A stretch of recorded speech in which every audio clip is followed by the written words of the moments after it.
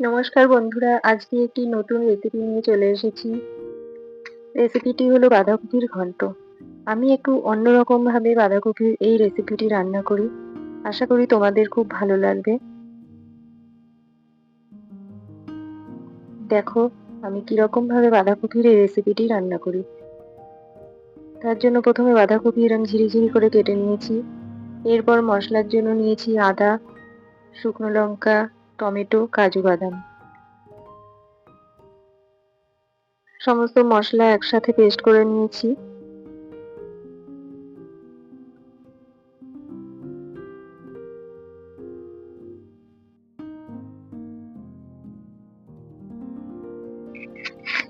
এবার কড়াইয়ে কিছুটা পরিমাণ তেল দিলাম। তেল গরম হয়ে গেলে আগে থেকে কেটে রাখা আলুগুলো দিয়ে আমি ভালো করে ভেজে নেব।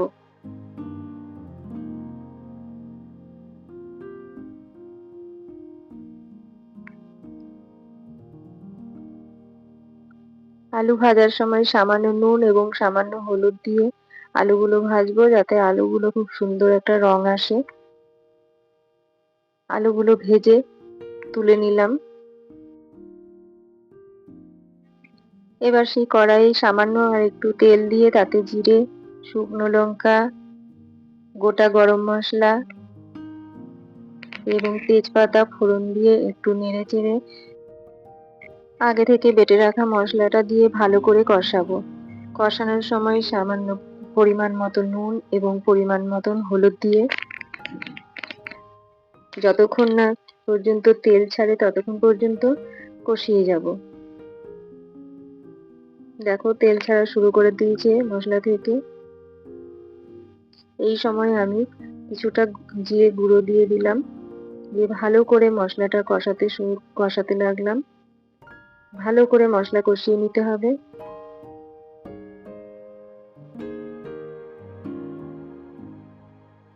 মশলা ভালো করে কষানো হয়ে গেলে তাতে কেটে রাখা বাঁধাকপিগুলো দিয়ে দিতে হবে, দিয়ে ভালো করে মশলার সঙ্গে মিশিয়ে নিতে হবে।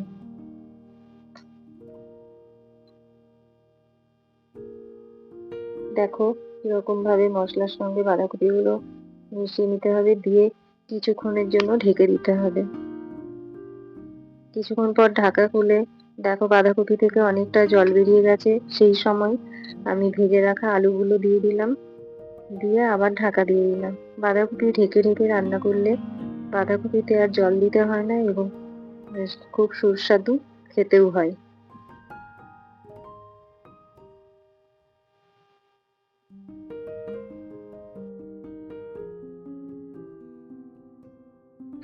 ঢাকনা খুলে বাঁধাকপি খুব ভালোভাবে নেড়ে চেড়ে নিতে হবে।